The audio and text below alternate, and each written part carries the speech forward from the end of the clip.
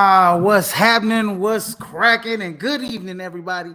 Welcome to another edition of the Prime, here presented by Prime Sports World. I am your host tonight, Israel Rivera, here with my main man, Christian Simpson from the Daily Blitz.blog. Everybody give it to my man, Christian Simpson from the Daily Blitz.blog.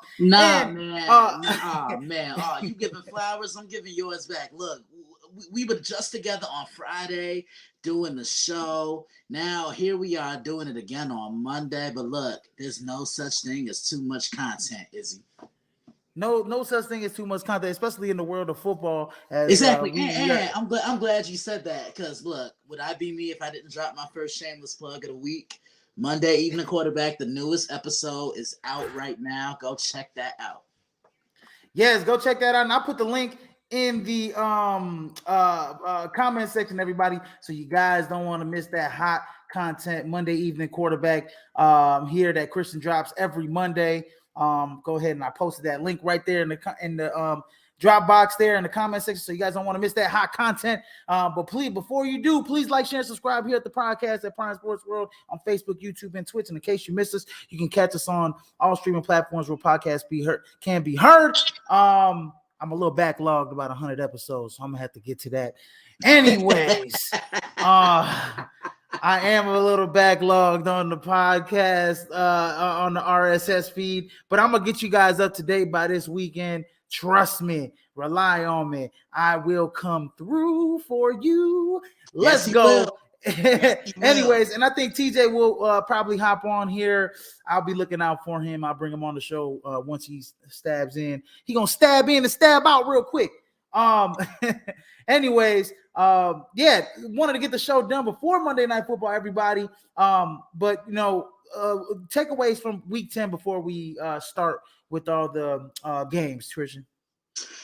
I think my biggest takeaway, the San Francisco 49ers, they got back to the basics, playing that physical football, establishing themselves at the line of scrimmage on both sides of the ball. Brock Purdy getting back to being that sneaky athlete, running the football, extending the pocket, extending the play, moving around with a moving pocket. You just see how important Deebo Samuel is to this football team. Everybody wants to say George Kittle is their most important offensive player, but no, I think it's Deebo. It's night and day when he's on the field compared to when he's off the field. But I'm a former defensive player. I'm a former defensive end. That 49ers pass rush just became more electric because of one guy, and that's Chase Young. Chase Young, Nick Bosa, and Fred Warner. That's a formidable big three on the defense right there. And the scary thing about it is they don't blitz. Yeah. What's going on, David? What's up? Can you hear me? Yeah, we can hear you. I got a little bit of an echo. So if you could wear your headphones, that'd be nice for us. So but anyways, I think my takeaway, Christian, I'm gonna actually give this guy my flowers. I'm gonna actually say how good Kyler Murray, like we forget how good Kyler Murray and elite he is at the quarterback position, how special of a talent he is. He led the Arizona Cardinals, willed them back into victory.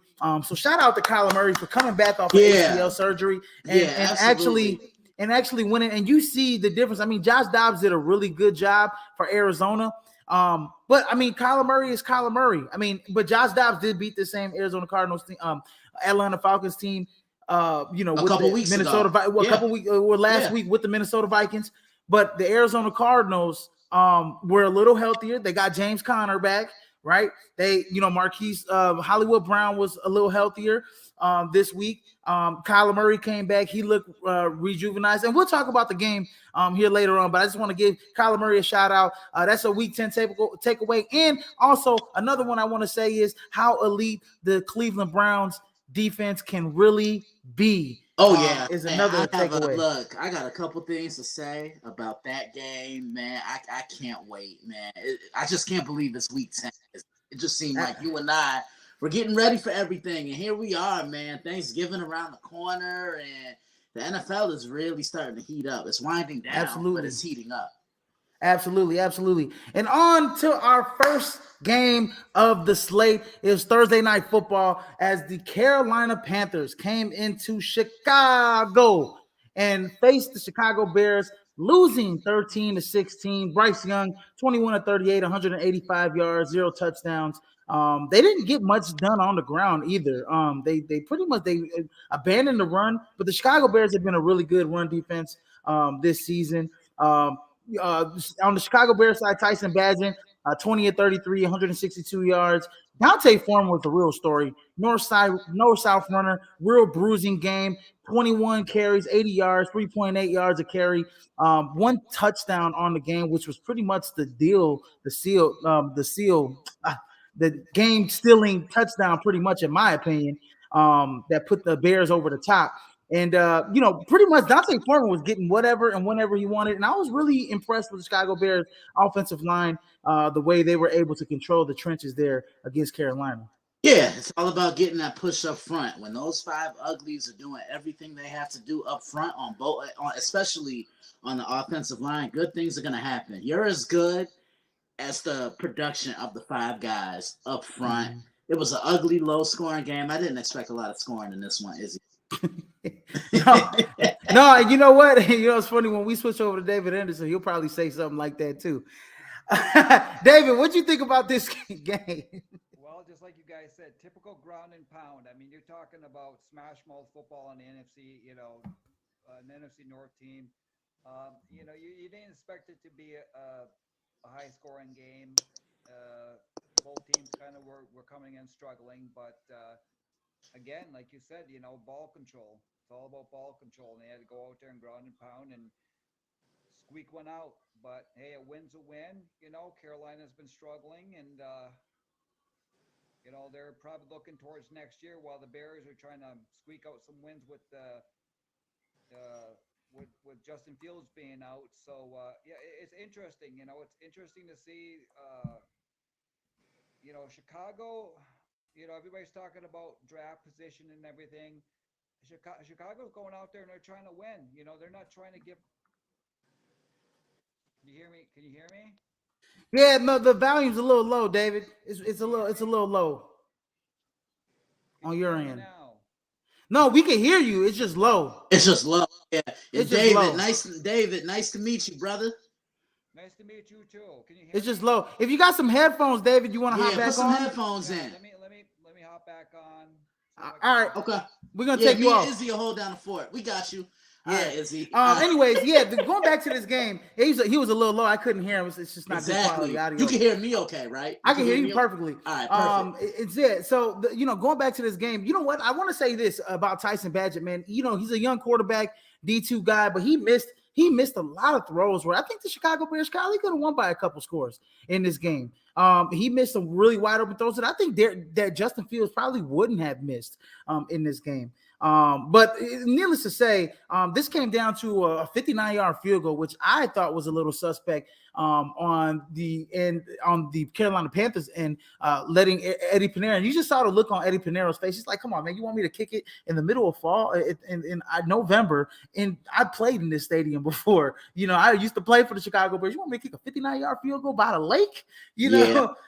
So I thought the Carolina Panthers were moving the ball. I think they should have went for it on fourth down to give them a shot to win it. But I think on that third down play, if you get a little closer to fourth and medium, fourth and short, I think you can get that down. You can get first down probably because the way Bryce Young was moving the ball, and who knows, they probably could have went to overtime. But 59-yard field goal was not it. Yeah, but this was, like I said, when David was on, this is the type of game that I was expecting. I wasn't expecting a shootout. I was kind of expecting the first team to kind of break to 20 points to win this football game. I predicted Bears 20, Panthers 13. I was only 4 points off. Yeah, absolutely. But that closed the book on that Thursday night football game. Chicago Bears got a much needed victory. Got the third win in the win column. Hopefully Justin Fields comes back and plays well. I don't think there's much of a quarterback controversy in my opinion. I think Tyson Badgett filled in admirably, won 2 games while Justin Fields is gone. I think now you get Justin Fields back, and you hopefully you can win some more football games on the season. And the Carolina Panthers, for them, I think continue to get better, and it's a win-win for the Chicago Bears, right? I mean, Chicago Bears get a win, and they beat the Carolina Panthers, which they hold their first-round draft pick, which improves the draft stock in the Carolina Panthers, for that pick. So the Chicago Bears just won 2 times on Thursday Night Football. Next game on the slate, we got the Indianapolis Colts in the early game of the session, 8:30 in the morning in Germany. Here we had the Indianapolis Colts winning 10-6 versus the New England Patriots. Here, Gardner Minshew on the Indianapolis Colts side. Gardner Minshew was 18-28, 194 yards, 1 interception. Jonathan Taylor, 23 carries, 69 yards, in the lone touchdown for the Indianapolis Colts. As this was a low-scoring game in itself. Mac Jones, 15-20, 170 yards, 1 interception. Then Bailey Zappi comes in, 3rd and 7.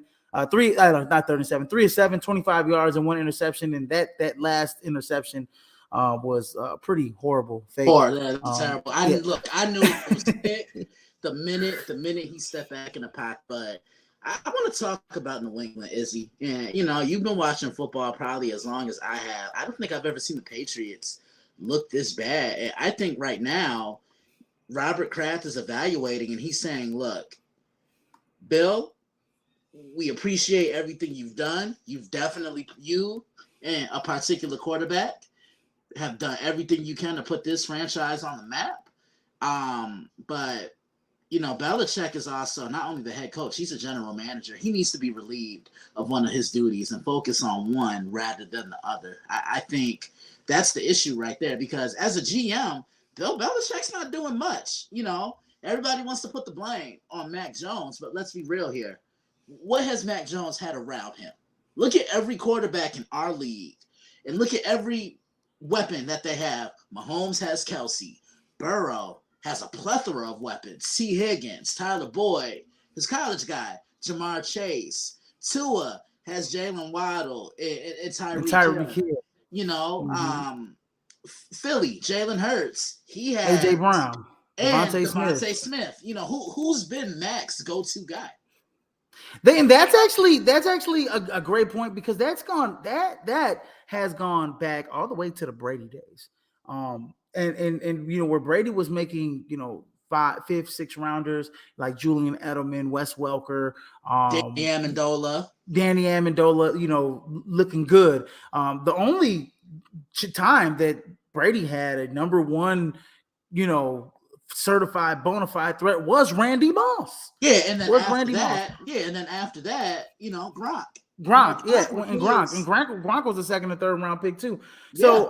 I think New England has to. I do agree with you. I think it's either the conversation with Bill Belichick is, okay, look, hey, the game might have let somebody take the reins and focus on being a talent evaluator, being a GM, and building his team from the upstairs, because he is getting up there in age.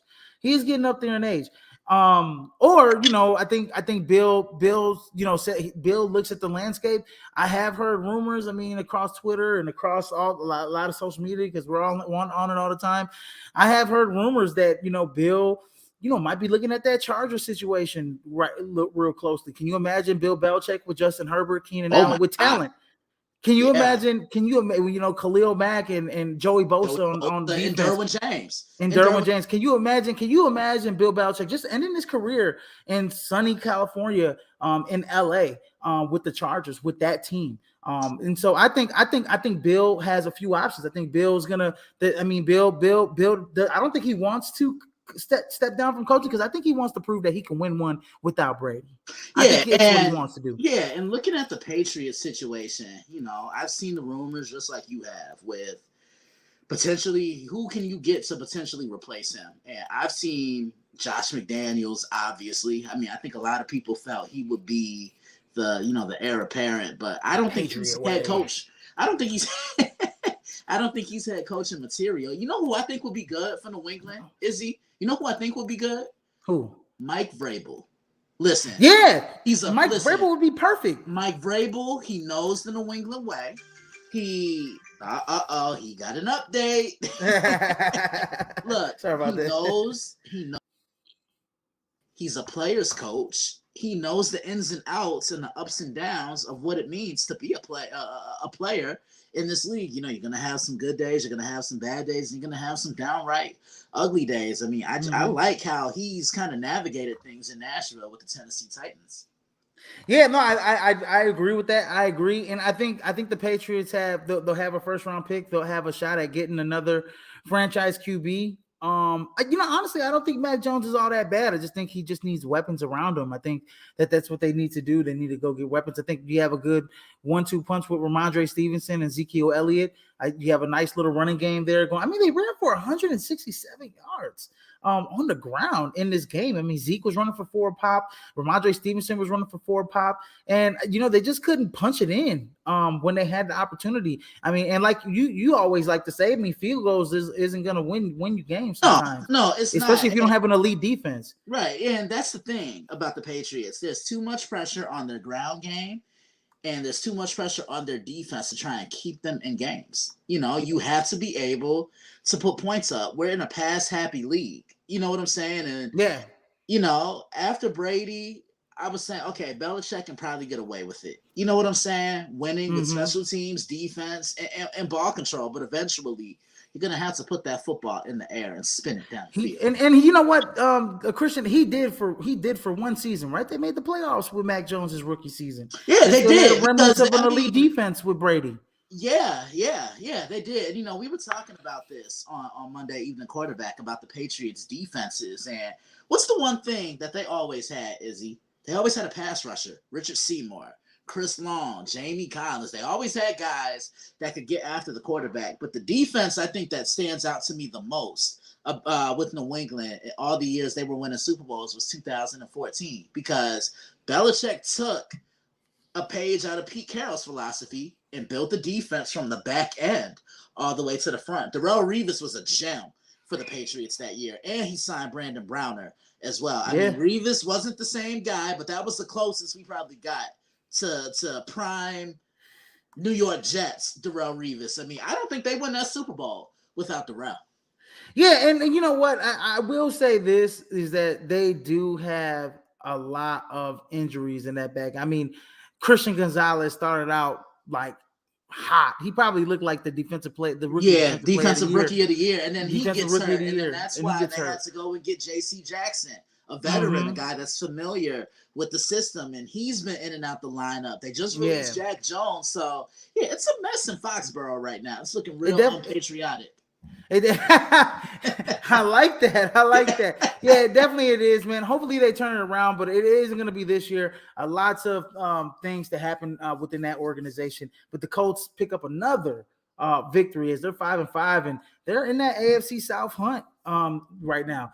Next game we got on the slate, the Green Bay Packers going in to Pittsburgh to face the Pittsburgh Steelers, dropping 23-19. Jordan Love, 21-40, 289 yards, 2 touchdowns, 2 interceptions.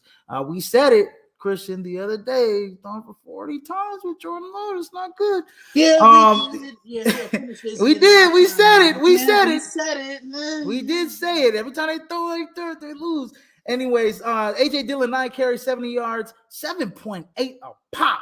Aaron Jones, 13 carries, 35 yards, and I'll get to Aaron Jones later. Oh, my God. Kenny Pickett. Does he have to go to Granny House? He definitely does. Oh, my gosh. Yes, I am. I'm going to put the defense on notice too. Kenny Pickett, 14-23, 126 yards, 0 touchdowns, 0 interceptions. Man, he threw a nice, really beautiful ball to George Pickens. Pickens had some nice catches in this game. A couple nice catches. Jalen Warren went over the century mark. Najee Harris, 82 yards. The Pittsburgh Steelers just got anything and everything. Both of those guys scored 2 touchdowns. They ran for over 200 yards on a defense that is freaking has nothing but first-round picks all over that damn defense. And, I'm just sounding like Skip Bayless right now, man. I am so sorry. 23-19. I'll start with you, Christian, and I'll get to these damn Green Bay Packers. Well, I want to say this, man. Can we stop the Mike? I'm not saying us, but people in general. Can we stop the Mike Tomlin slander? Mike Tomlin is a damn good football coach. Plain and simple. He will take what he has around him and work with it. Because I've seen so many people over the years say, oh, Mike Tomlin has to go. He needs to get fired. Okay, you fire him. Who are you going to get that's better than him? Seriously. My thing with the Steelers is they got back to the basics. And we just talked about this a couple of weeks ago. For the Steelers to be successful, stop putting the game in the hands of Kenny Pickett. How many times did he throw the football? He only threw the football 23 times. That's perfect. That's a perfect amount. Maybe 25 times at the most. Anything over that, that's a recipe for an L. They were able to run the football, establishing Najee Harris and Jalen Warren. I think, he's a good caveat to this offense because he can run it. He can catch it out the backfield. Kind of reminds me a little bit of James White, who played for the New England Patriots all those years. And defensively, the Steelers are always going to be that team to make you one-dimensional. This was a game that had to grind out. And as for the Packers, we talked about it last week after they played the Rams.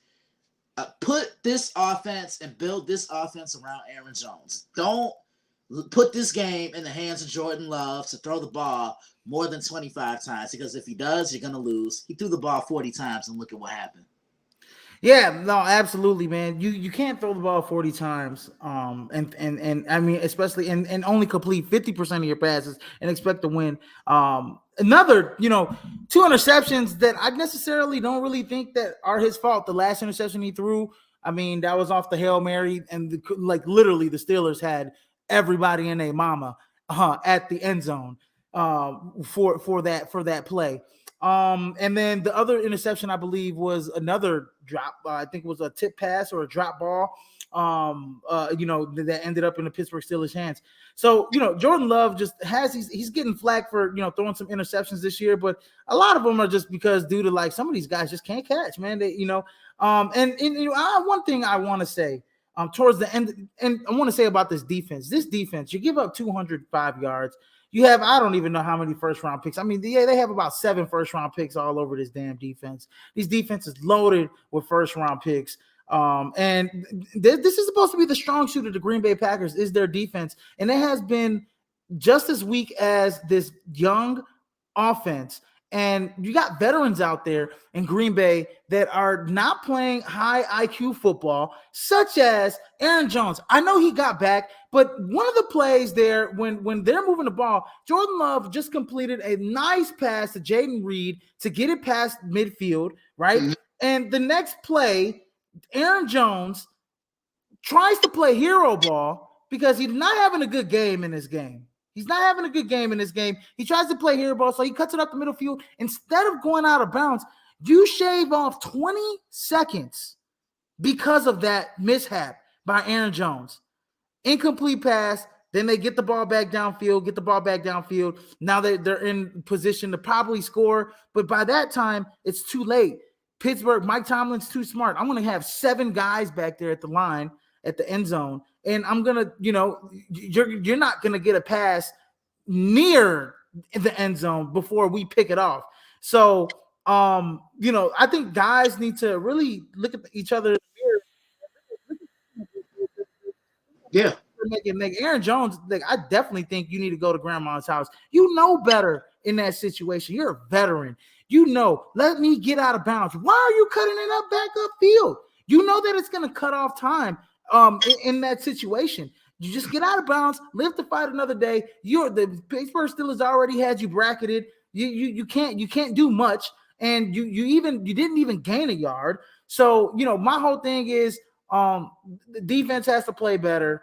The offense, they obviously they're young, they're still getting better. And they just need to get better. I look at this offense, man. Jaden Reed, rookie. Luke Musgrave, rookie. Dontavian Wicks, rookie.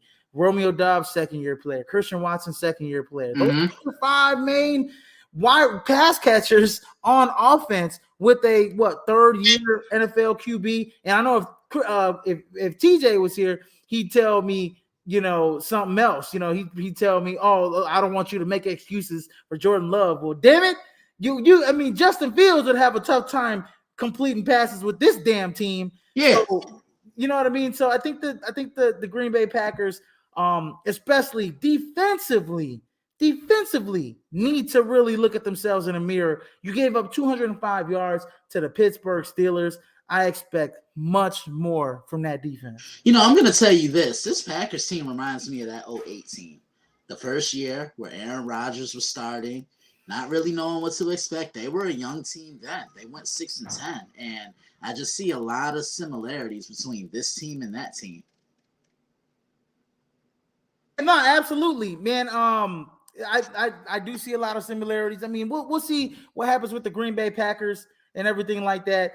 Next game we have on the slate was a beauty and a doozy as the Houston Texans go into Cincinnati, Ohio, and beat the Bengals 30-27 in another comeback victory for the young gun CJ Stroud. 23 of 39, 356 yards, 1 touchdown, 1 interception on his end. Moving the ball down the field. Devin Singletary, 30 carries, 150 yards. Noah Brown with another beautiful game, 7 catches, 172 yards, catching the ball from CJ Stroud. And then on the other end, Joe Burrow with 2 touchdowns, 2 interceptions, a couple real big interceptions while they're in the red zone. Got 4 sacks. The offensive line didn't really hold up. Joe Mixon with a touchdown on the ground, 11 carries, 46 yards. Jamar Chase and Tyler Boyd both went over the century mark with 124 and 117 yards, respectively, with Jamar Chase with that 64-yard long touchdown catch on the game. And I mean, hey, Cincinnati came back defensively, right? They got that pick 6 off of CJ Stroud. Once when the Texans were kind of looking to kind of end the game there, and they tied it up. Cincinnati tied it up, and then CJ Stroud came down on the last drive again, moved the ball in the 2-minute drill, and put it in the hands of his kicker, who they just signed. Came off Matt Amendola. Got the field to win the football game at the end of regulations.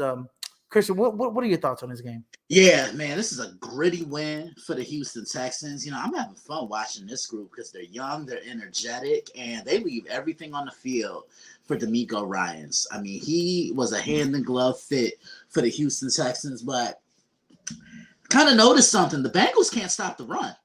I mean, Devin Singletary ran for over 100 yards. Like you said, 30 carries, 150. How come he couldn't do this in Buffalo? But I digress. Cincinnati. We know why. Yeah, we know why. We ain't going to get into that, Izzy.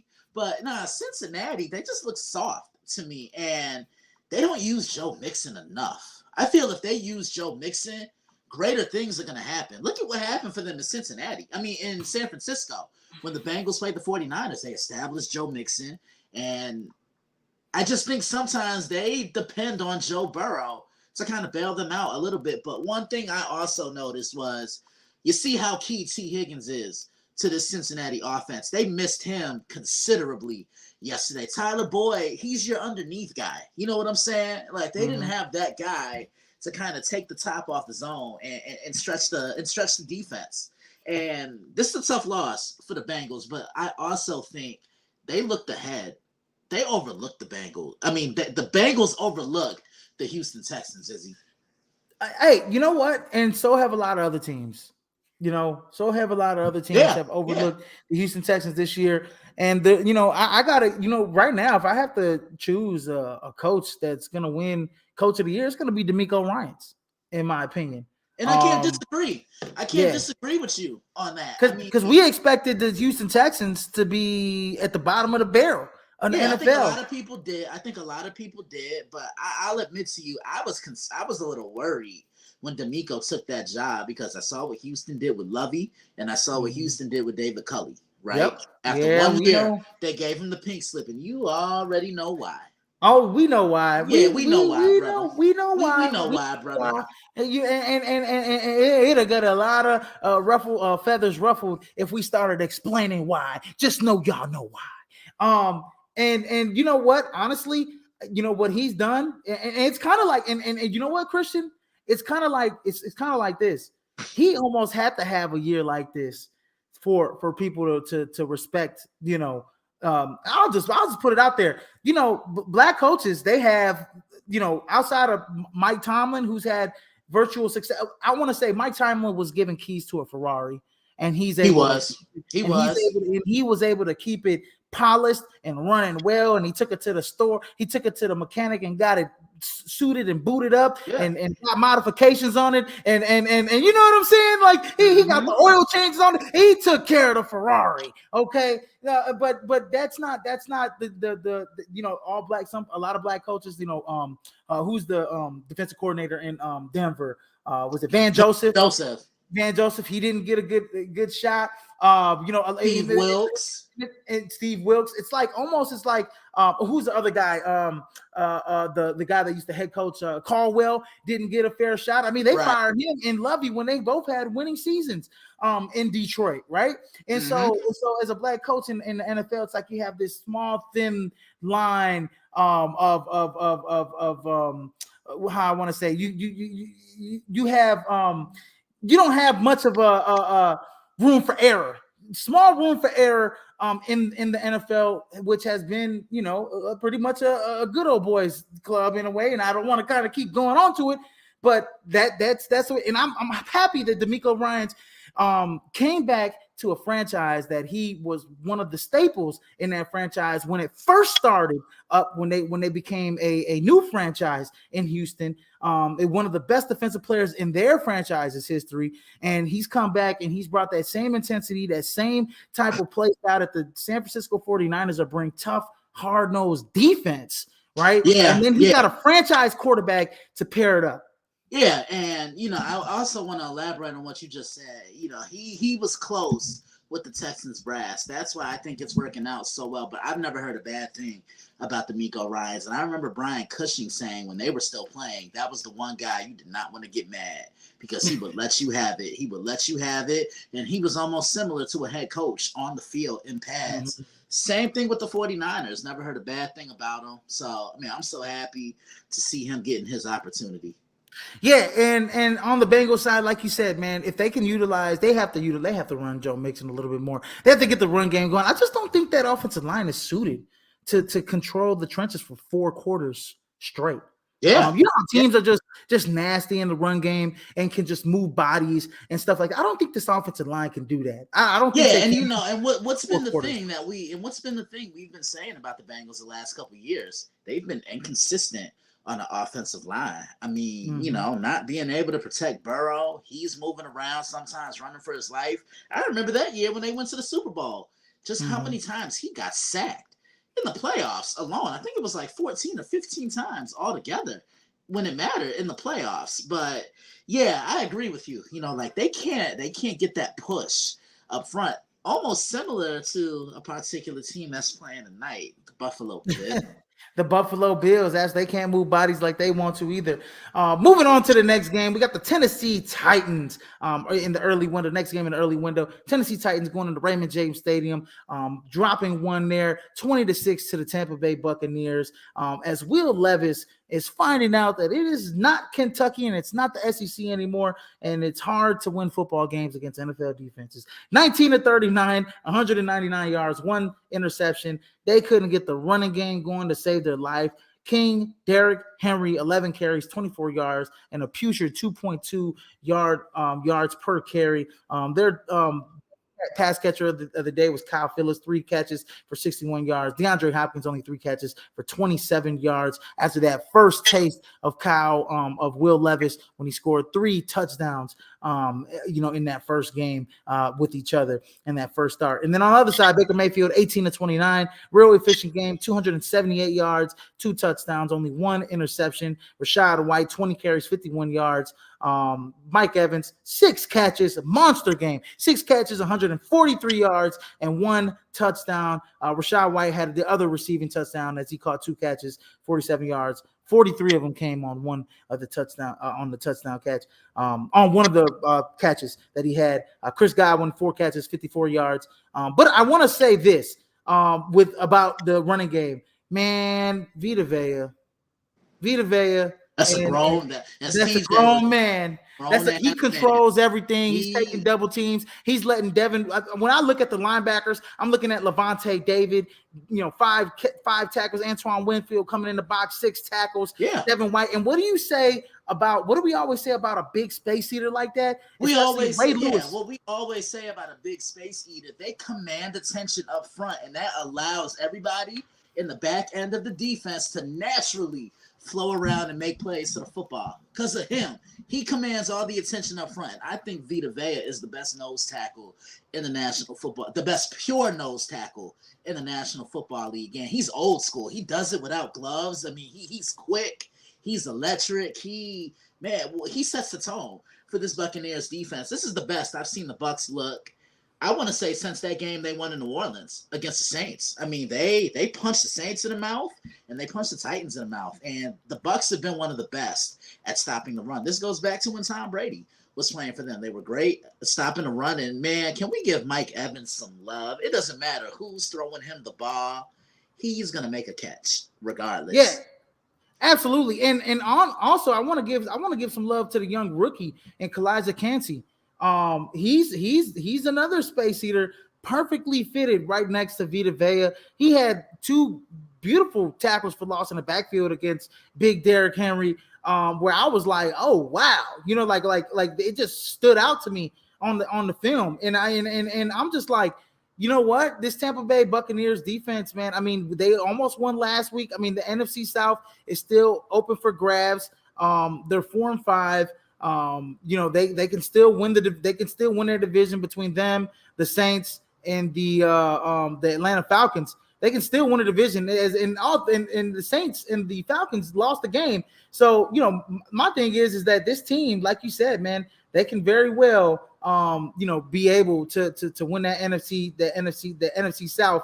As right now they're in second place as the Saints are 5-5. They're 1 game behind. So it's up for grabs right now in that division. And man, I gotta say, man, hey, this defense looking really, really good. And like you said, it's looked the best as it has all season. They're firing on all cylinders. The last 2 weeks, even last week in a loss to the Houston Texans, that defense was, and I think they took this one personal.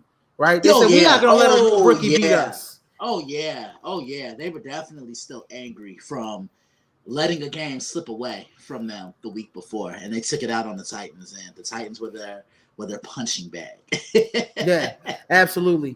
Next game on the slate, we have a doozy on this one, man. This is probably the game of the week as the Cleveland Browns going to M&T Bank Stadium and get the victory, a comeback victory, 33-31 here against the Baltimore Ravens. And Deshaun Watson, I think he got injured in this game, but he's 20 of 34, 213 yards, 1 touchdown, 1 interception. I think he had an ankle injury late in this game. Jerome Ford, 17 carries, reached the century mark, over 107 yards. Kareem Hunt with a grown man touchdown in the red zone, 10 carries, 32 yards. And then Amari Cooper, solid game, 6 catches, 98 yards. David Njoku, 6 catches, 58 yards. Elijah Moore with a lone passing touchdown. And then Lamar Jackson on the other end, 13 of 23, 223 yards, 1 touchdown, 2 interceptions, 2 late interceptions. And then on the ground, Keaton Mitchell, the young running back, 3 carries, 34 yards, 1 touchdown. Gus Edwards, another touchdown on the ground in the red zone. And I want to say this, Christian, Roquan Smith on the D. I'm sorry, let me give him his flowers. 21 tackles in this game for Roquan Smith. Roquan Smith with 29 tackles. And both teams got 2 pick sixes in this game. Baltimore is where linebackers go to flourish. I mean, the greatest middle linebacker ever played for the Baltimore Ravens. I'm talking about that guy that wore 52. You know what I'm saying? Like, yeah. But okay, I want to talk about the current Ravens now because I'm kind of mad with them. If you just had someone that has to go to grandma's house, this is who needs to go to grandma's house for me, the Baltimore Ravens, because what did I always say last year with them? And I almost sounded like a broken record player. They had games last year, about 8 or 9 of them, where they were up by 10 plus, and they blew the lead. I saw those Ravens yesterday. They got complacent. and they overlooked the Cleveland Browns, looking ahead to their big game in the division this upcoming Thursday night, which I think someone might be previewing. You know, that's a shameless plug before the shameless plug. We'll talk about those tomorrow, baby. Give Deshaun Watson credit, man. That's a gritty performance he put on. He didn't have an incompletion in the second half. He was moving around. He was extending plays. He was making throws. You know, Cleveland just got ugly in the trenches. This is a physical football team, and they're not afraid to show it. And as far as Lamar, you paid Lamar to win football games like this. You got to be able to throw the ball from the pocket, young man. And he's showing he's still inconsistent when it comes to taking shots down the field. Yeah, he threw an interception late in the first half, and then he threw a big interception to basically tie the football game after the Cleveland Browns got a touchdown to make it 31-24. Greg Newsome got the pick six on Lamar Jackson, where they pretty much could have just salted the game away. I mean, not to run some clock out. And you know, he threw a pick six, you know, on second down, and that was all she wrote. And then they couldn't really get anything going. On the next possession, and then Cleveland just 12 plays, 58 yards, they took off the rest of the clock and won the game on a field goal by Dustin Hopkins for 40 yards. But yeah, like you said, man, this is the Baltimore Ravens. This is a very deja vu like game from last season, right? They had so many games where they dropped, where they were up 10 or more points, and they could have won. And this is one of the games, and I thought we saw this year. We saw them kind of get away from that. They've been able to finish games, right? Finish teams out, right? It's not being able to just finish teams out. It's starting early and not looking back. And I thought they were over this hump, but clearly I don't think they are. No, honestly, for real. I really was surprised that the Baltimore Ravens lost this football game. I thought it was a wrap when they went up 2 touchdowns, and then the Browns went down, scored a touchdown, then they got the pick six right after, and the Baltimore Ravens still had the lead. You know, they had a 1-point lead, and they just gave it away. With as good as that defense has played, man, they couldn't get a stop on that last drive. And the Cleveland Browns stole one down there in Baltimore. So kudos to the Cleveland Browns. Yeah, definitely. Big ups to them. Yeah, definitely big ups to the Cleveland Browns, man. The AFC North, that's been the premier division in the National Football League this year. All 4 teams in that division are above 500. So mean, these are going to be some really interesting games down the stretch, because the Steelers have yet to play the Bengals. The Steelers play the Browns this upcoming week, and the Ravens and Bengals meet up in Baltimore to kick off Thursday night football, to kick off week 11. So this is going to be fun. Like, this division is definitely one that I'm watching. Absolutely, man. And next game on the slate really wasn't a competitive game at all. As the San Francisco 49ers going to Duval County and put a hurting on the Jacksonville Jaguars, 34-3. Brock Purdy, 19-26, 296 yards, 3 touchdowns on the ground, 3 touchdowns through the air. He looked fantastic. Christian McCaffrey, 16 carries, 95 yards. Deebo Samuel with the beautiful rushing touchdown, pretty much to seal the deal, to put the cherry on top. George Kittle, 3 catches, 116 yards, 1 touchdown. Nice 66-yard walk-in touchdown on the game. Brandon Ayuk, 3 catches, 55 yards, and a touchdown. And Kyle Juszczyk, 2 catches, 26 yards, and a touchdown. Everybody got touchdowns in this game as they forced 2 fumbles on the Jacksonville Jaguars. Defense was looking great, and the Jacksonville Jaguars just looked overmatched in this game. Trevor Lawrence, 17-29, 185 yards, 2 interceptions. Couldn't get Travis Etienne going at all. What did I say? Key to the game was to get him going. They couldn't get much going. They couldn't get the running game going. Christian Kirk went over the century mark, 6 catches, 104 yards. But other than that, couldn't do anything defensively to stop the San Francisco 49ers. Yeah, and like I said at the top of the show, these were the 49ers that we saw yesterday, that we saw at the beginning of the year, just imposing their will on the opponent, being physical on both sides of the football. We saw Brock Purdy playing like he was all those games last year and the first couple of games this year, taking care of the ball, moving the pocket. And I think the one thing that's underrated about Brock Purdy is he's sneaky athletic. He's not the biggest guy, doesn't have the strongest arm. He knows how to place the football. It's almost like a pitcher. You know, they're not really a velocity pitcher. They work on movement, and that's what I can kind of compare Brock Purdy to. You know, a pitcher who knows how to maneuver things on the football field, just like a pitcher knows how to maneuver that strike zone. Man, this defense, look, you already know I'm in love with this 49ers defense, Izzy, and they add Chase Young to it. And he already made an impact. I mean, yes, he did. They were getting after the quarterback, but what impresses me the most about them is they do it without blitzing. They'll run a delayed blitz here and there, but they were able to just get home with speed, power, and some penetration. Yeah, Jacksonville didn't stand a chance in this game. I just think, the 49ers played that angry football like we just said about the Buccaneers. Yeah, absolutely. And like I said, Chase Young, 2 quarterback hits, a half sack. He was getting after the quarterback all day long with this defensive line. And I'm really interested to see how this game plays out or pans out. Welcome to the show, TJ Hopkins. What's up, TJ? TJ, thoughts on this 49ers Jaguars game before we move on to the next game? What game? True. That's it. Next game on the slate, we got the New Orleans Saints going in to whatever US Bank Stadium there in Minnesota, going against the Vikings as they drop one 19-27 or 27-19. Needless to say, Jameis Winston coming into the game 13-25, 2 touchdowns, 2 interceptions on the day. Alvin Kamara 9 carries, 42 yards. Chris Olave with a beautiful there's 2 beautiful catches at the New Orleans Saints. Pick one, which one could be the catch of the year. Chris Olave, 6 catches, 94 yards and a touchdown. A.T. Perry, 2 catches, 38 yards and a touchdown. But on the other side, I think that the real story is Joshua Dobbs. 23-34, 268 yards, 1 touchdown. Ty Chandler had a rushing touchdown, 15 carries, 45 yards. Josh Dobbs with another rushing touchdown, 8 carries, 44 yards. T.J. Hockenson, man, he's carving out to be one of the best tight ends in the league. 11 catches, 134 yards, 1 touchdown in the air. I'll start with TJ since it's been me and Christian. Your thoughts on this game? Hey. What Louis Young say? Hey, when J-Mo throw a pick, he throw a pick, right? But he played really good at this game, in my opinion. TJ.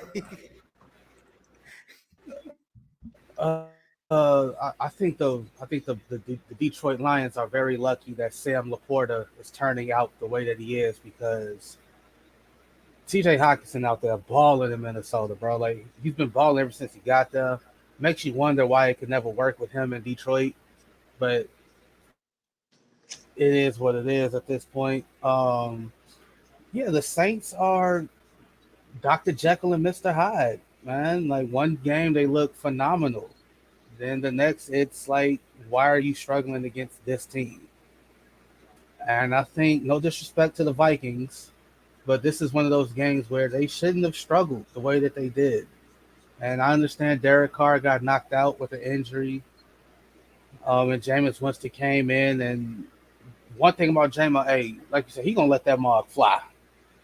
He gonna let it go. He gonna let it ride. He gonna let it ride. But I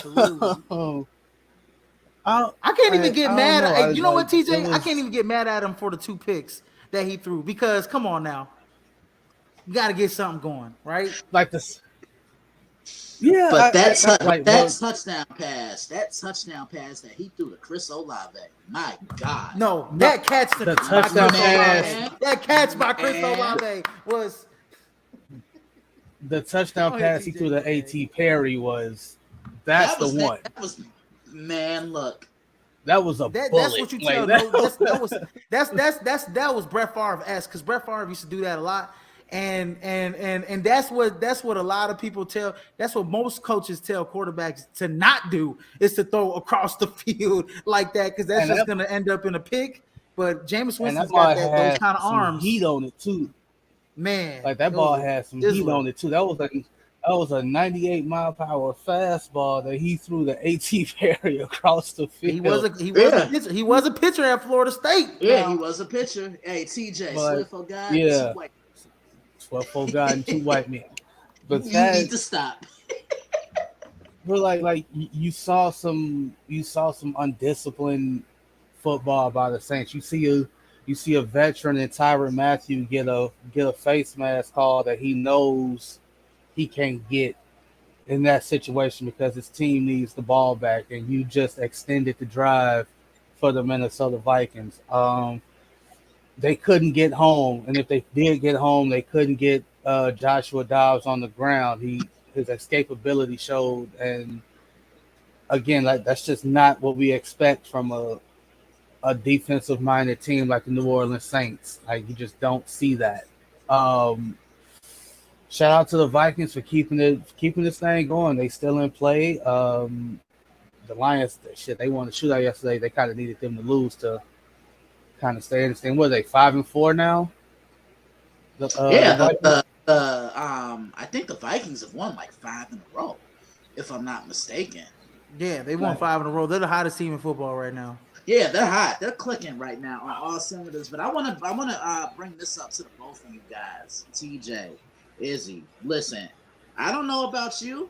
I don't know about y'all, but I saw more urgency and more energy when Jameis Winston was on the field compared to what I saw when Derek Carr was on the field for the Saints. Like that offense just seemed to kind of wake up a little bit when It's Jameis got on not. the field. It's not the sense of urgency. It's JMO's effort mentality. It's like it's the hey, if you deep, I'm gonna throw it right. Like, and that's the one thing I say about the Saints offense. Like when Rashid Shaheed's on the field, there's a good chance the ball's going deep. It's going down. That second interception he threw that went deep, Shaheed was surrounded by three dudes. Yeah, yeah. and it's like, well, at least they paid attention. It's like, hey, 22 on the field, we gotta, hey, safety over the top. Yeah, I mean, man, hey, look, man, Jameis Winston, like I said, man, he doesn't care. He's gonna let that thing loose. And I think that's what the Saints needed. They need somebody to let that thing loose with Chris Olave, even if he's gonna turn the ball over. Now we don't want him to turn the ball over in crucial situations, but I mean, and he did. I mean, it took a long time for that. I mean, he threw a pick and then they took the pick away, and then it was all kinds of crazy crap at the end of the football game. But I think the Saints need to evaluate. I mean, before when Drew Brees was playing and then he got hurt, Jameis Winston was playing really good when he filled in for Drew Brees. And then Jameis got hurt, right? And then it was all she wrote, right? Or whatever the case was. I forget if it was after Drew Brees left or whatever the case was. But I think Jameis Winston is when he's the number one overall pick for a reason, right? I know he might have he had a young team in Tampa Bay, but with good coaching, with good guys around him, I think Jameis Winston could make some special things happen. And I think the Saints need it, especially with the division wide open. Derek Carr seems to kind of play a little complacent in a way. And I think they need a guy like Jameis Winston to push the ball downfield more than anything. So I was glad to see Jameis Winston go out there and ball out a little bit for the New Orleans Saints. Yeah, So yeah. Christian, And remember, Christian, do you make Jameis the starter for the next game if you the Saints? If you ran the Saints? yeah, I would. Me too. I Yeah. would because I've just seen too much inconsistent football from Derek Carr. And then I also want to take it back to 2021 with the Saints. First year without Drew Brees, the Saints were 5-2 and in second place in the NFC South. And then That was a mixture of that wasn't Jameis. That was a mixture of what? That was Teddy Bridgewater and Taysom Hill, right? Yeah, but Jameis was QB1. Like they named him the starting quarterback, and I remember Drew Brees saying it himself. Sean Payton's gonna have a good time with Jameis because Jameis wants to throw the football down the field, and that's the type of coach that Sean Payton is. He wants those big explosive plays down the field. You weren't really getting that from Drew Brees the final 5 or 6 years Oh yeah. out of his career because his arm strength was diminishing. Yeah, absolutely. And that was a season where I mentioned where Jameis Winston, he started off hot and then he got hurt, and then it was kind of all she said. So like I said, I would this week it's gonna be a tough decision for Dennis Allen and the New Orleans Saints brass to kind of feel. I mean, Jameis Winston went out there and did some things good that I liked, and Derek Carr, he does some things good that you like, but I think What you need is an aggressive quarterback that's going to push the ball downfield with those fast, speedy guys down the field. And we don't know what's going to happen with Michael Thomas. He left the game with an injury as well, and then he has some legal troubles that we don't know what's going on with that as well. Damn, TJ, so he can't stay on the field consistently, but his ass can get in trouble off the field. Yeah, but that's neither here nor there at this moment. Hopefully he gets back healthy again. Next game on the slate, we got the Atlanta Falcons going into the big toaster in the Arizona and dropping one 25-23. Taylor Heineke, not looking like a 6-pack of Heinekens in this game. Looked like he drank a 6-pack of Heinekens so far since he became quarterback for the Atlanta Falcons. 8 of 15, a touchdown. Desmond Ridder came in 4-6, whatever. And then Bijan Robinson, 22 carries, 95 yards, 1 touchdown. And then on the other side, welcome back Kyler Murray, 19 of 32, 249 yards. Didn't throw a touchdown, threw an interception. A little bit of rust there. James Conner, welcome back as well, 16 carries, 73 yards on the ground. Kyler Murray with a lone touchdown on the ground, with 1 touchdown on the ground. Clayton Tune came in and ran one in for a touchdown. I think it was a quarterback sneak. And then Trey McBride with a big game, 8 catches, 131 yards for that young man at the tight end position. But Kyler Murray, man, at the end of the game, had a hell of a scramble that got Arizona the first down and pretty much set up Arizona to kick that game-winning field goal to win the football game. Yeah, that's the most urgency I've seen from Arizona all year. Joshua Dobbs, he was able to kind of keep things afloat until Kyler got there. Kyler came in, and you just saw that urgency and you saw that energy. I still don't get that trade. I still don't get it. Yeah. Yeah, I get what you mean. I get what you mean. I get what you mean. The Falcons are known to blow leads, and I'm not surprised they blew this one. Yeah. Arthur Smith got the right questions ain't being asked when it comes to his coaching, man. Like you got offensive juggernauts on that team. You got Drake London, you got Kyle Pitts, and you add Bijan Robinson to the equation, and I don't get it.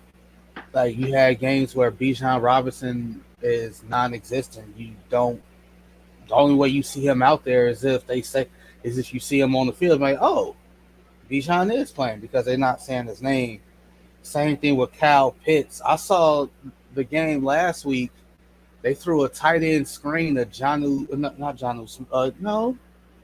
it was Jonnu Smith, and he housed it. But it's like that's literally what Kyle Pitts is for. Like Arthur Smith got some questions that need answered, because what the hell? Like, and you lose to a Cardinals team that just brought back Kyler Murray, that just brought him back. Like, I can't. No, if I'm Arthur Blank, the owner, I can't do it. I can't. I just can't do it, man. It makes no sense. It makes 0 sense. You couldn't even throw for 100 yards against the Arizona Cardinals, bro. Taylor Heineke threw 55 yards, man. That's terrible. They had 70 as a team. That's horrible.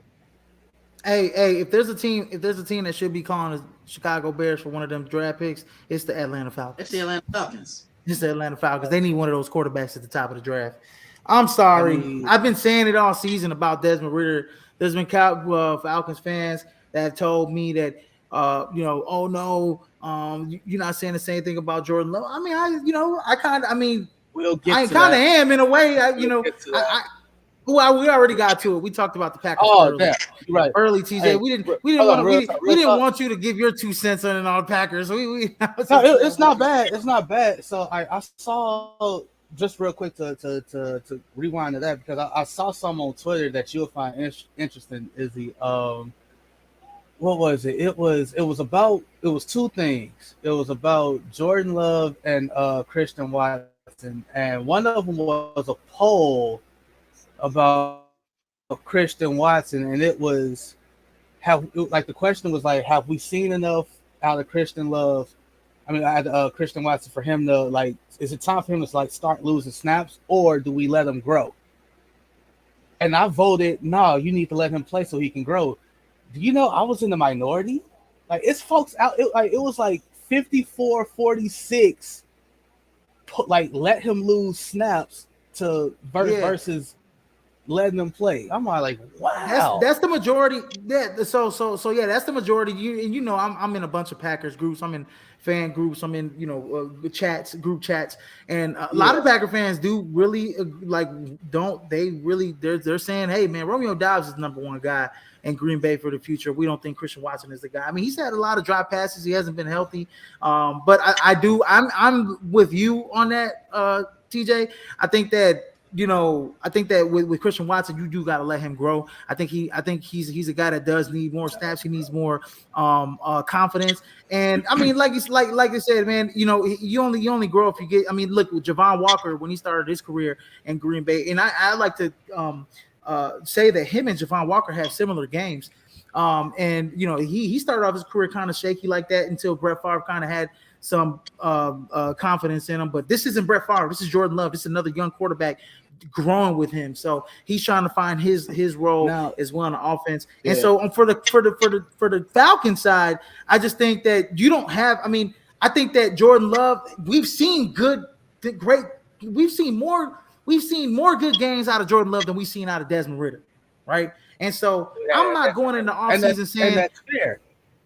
And I'm not going into offseason saying, hey, we need a franchise quarterback. We need to hit the button and get a franchise quarterback and replace Jordan Love. That's not going to happen. I think he comes back next year. I think they retool offensive line. They do. But with the Atlanta Falcons, they need a franchise quarterback because Desmond Ridder is not the guy. No, he's not the guy.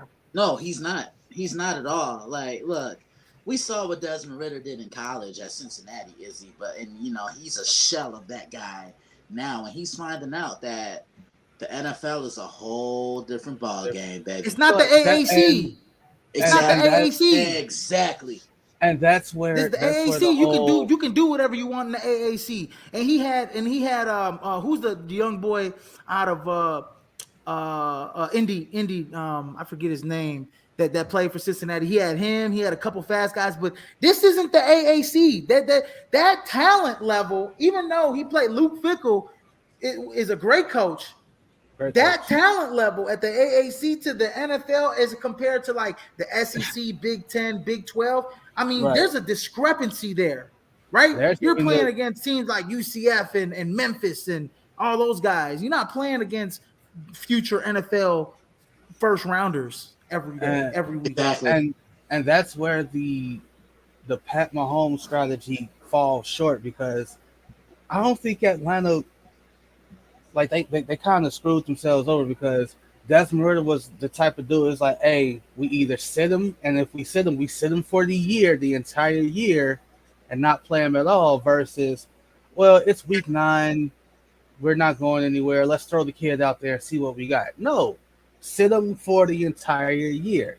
The Chiefs were allowed to groom Pat Mahomes a certain way. Why? Because he sat for the entire.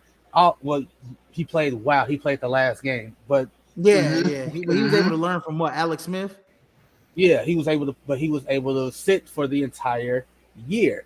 So that's why teams with young quarterbacks that model fails, because it's like, hey, sit him for the entire year. We sit him for the entire year, then we start off fresh next year. That's where the Bears messed up with Mr. Trubisky. Absolutely.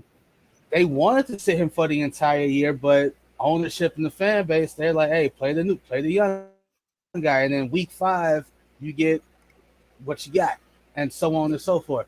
So Desmond Ridder is kind of like, yeah, they got weapons. They got that because they got weapons. I just named them all, man. They got weapons. Drake London, Kyle Pitts, Cordell Patterson, Jonnu Smith, Tyler Algier, you go to that Bijan Robinson. You go to that running back room. It's solid, and then it's like, all right, kid, go make something happen. And it's like, Well, he's got a He gave noodle. him, He's yeah, got a they should noodle have won forward that game arm. yesterday. He's got a They noodle should have won. forward arm. He doesn't have a strong arm. He doesn't have the greatest accuracy. And I mean, I just, it's just time. It's just some guys just have it, some guys just don't. And he's a good backup quarterback. Maybe he'll find his way in the league, but he's not a franchise quarterback for the Atlanta Falcons. So those are some questions that they're going to need to answer in the offseason. Next game we got on the slate, we got the dudes. This is probably, I said the game of the week was between the Browns. This is probably the game of the week with the Detroit Lions going into LA and getting the victory against the Chargers 41-38. This is nothing short of TNT when it comes to offense. Both teams combined for total almost 1,000 yards of total offense for both teams, 954 yards of total offense for both teams. That is crazy. That is college football stats right there. Video game stats. Jared Goff, 23-33, 333 yards. That's too many threes right there for me. Two touchdowns. David Montgomery, 12 carries, 116 yards. Welcome back, young man. And a touchdown. Jahmyr Gibbs still showing out. 14 carries, 77 yards, 2 touchdowns. Amon-Ra St. Brown is elite as the elite wide receivers. He needs to be. I mean, he's top 5. 8 catches, 156 yards, 1 touchdown. And then on the other side, Justin Herbert, 27-40, 4 touchdowns, 1 interception. Austin Eckler, 19 carries, 67 yards, 1 touchdown on the ground. Keenan Allen, 11 catches, 175 yards, 2 touchdowns. He is him, ladies and gentlemen. Jalen Guyton with the other with the touchdown, 4 catches, 41 yards and a touchdown, and Quentin Johnson with the touchdown in the end zone off of a beautiful play fake by Justin Herbert. I mean, that was just amazing. That fooled me. I saw Quentin Johnson. I said, "Oh my God, what a play fake and what a play that was run by Brandon Staley there." I think that might have been on was that 4th down, and then there was only 3 punts total in this whole game. Yeah, 3 punts total. That tells me everything I needed to know because the ball was really spinning. The Lions are the real deal. I mean, the Lions, they can run the ball, they can balance things out. I mean, how about Sam Laporta? Like, he has really made his mark and an impact on this offense. Defensively, look, it wasn't needed yesterday because both offenses just balled out. Yeah, this is probably the game of the day. Huge win for the Lions on the road, and I didn't know the Lions had that many fans to travel. Well, that's every team that goes to play the Chargers in LA. They just in the Rams. That is a Rams town, and a lot of people from San Diego don't even make the trip up there to LA for some reason. It's crazy. They should have got a stadium deal down there in San Diego. Yeah. Well, it's kind of they going. Anyways, this game before TJ goes, this game felt like it was whoever had the last ball was going to win this game. Go ahead, TJ.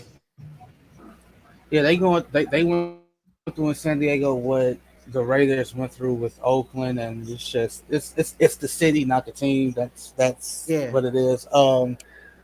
If there was ever a reason to fire Brandon Staley, now would be the time. Again, now we talk about firing Brandon Staley. If you're a defensive, it's likely going to happen anyway. But if you're a defensive-minded head coach, if you're a defensive-minded head coach, your side of the ball at least has to be good, right? Your side of the ball has to be good. Your side of the ball has to be your calling card. You have to own that. That has to be you, right? A defense with Joey Bosa, Khalil Mack, Derwin James, Sebastian Joseph Day, Kenneth Murray, Asante Samuel, and Tuli Pelotu. Yeah, the allow USC. Who had a hell of a game against the Jets, by the way. Had a kind of a coming out party against the Jets and Eric Kendricks. Can't forget him. Allowed the Lions, Jared Goff, to only have 10 incomplete passes for the entire game. 10. 23. Yeah, that's something. Yeah. Yeah, and see, I'm going to kind of elaborate and piggyback off what TJ said. As a head coach. And they gave up 200 yards on the ground. Yeah, and I mean, yeah, the Chargers are terrible when it comes to stopping the run. But I want to elaborate and piggyback off something TJ just said. when you're a head coach, you got to focus on the whole team. Like, you can't be calling plays and being a coordinator, because I just don't think that ever works out. Absolutely. I think that you do need to. He probably just needs to have his defensive coordinator call plays, see what's going on. That's kind of like the situation with Andy Reid, except that situation works out 9 out of 10 times. With Andy Reid, we don't know what the hell Matt Nagy's doing over there in Kansas City. He's just holding the clipboard at this point, right? And they didn't get home. They didn't have any sacks.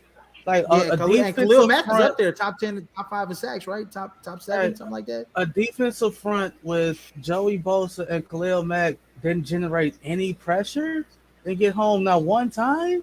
That's how good that Lions defensive offensive line is, man. But hold on, man. I know the Saints line is elite. Like, I mean, the Lions line is like they elite, but you got two dudes that are gonna be going to Canton one day, and you like neither one of them got home. You got to be kidding me.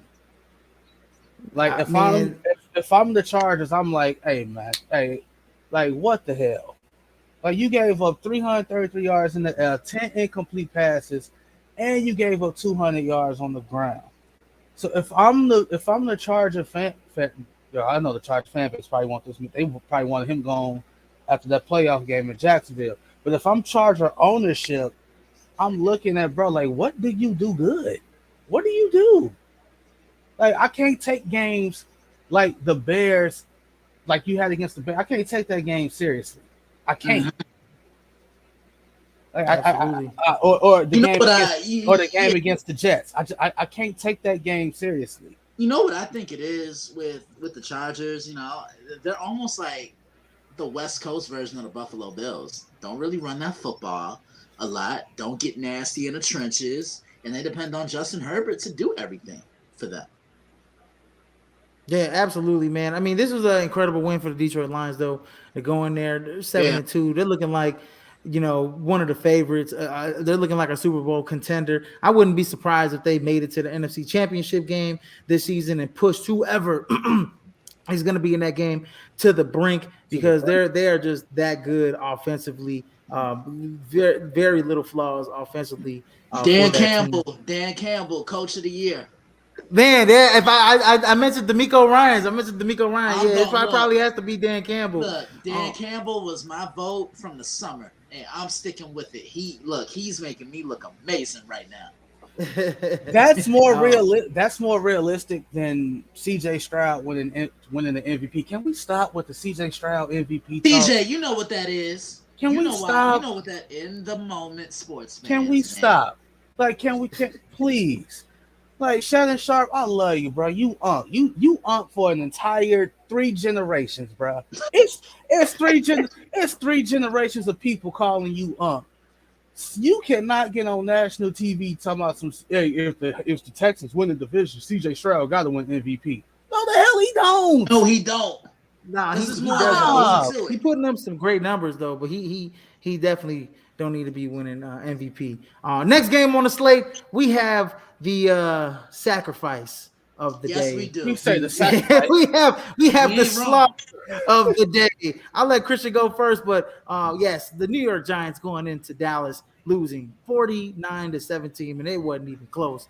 I want to sleep 28 nothing. I mean, it wasn't even close. Just Tommy DeVito, great story. You live down the street from the stadium. You live with your mama. But yeah, your mama couldn't say and dad.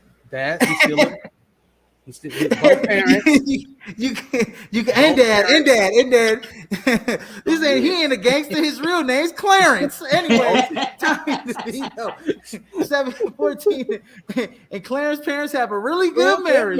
Tommy DeVito, man, they couldn't save him from getting his ass whooped in front of the Dallas Cowboys, 14-27, 86 yards, 2 touchdowns. I kind of felt sorry for the young man. Saquon Barkley, 13 carries, 66 yards. He's literally the only bright spot for the New York Giants. Literally, and it ain't that bright.